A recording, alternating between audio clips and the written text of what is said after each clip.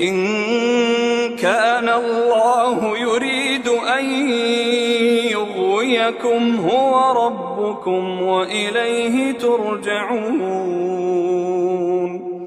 أم يقولون افتراه قل إن افتريته فعلي إجرامي وأنا بريء مما تجرمون. وأوحي إلى نوح أنه لن يؤمن من قومك إلا من قد آمن فلا تبتئس بما كانوا يفعلون.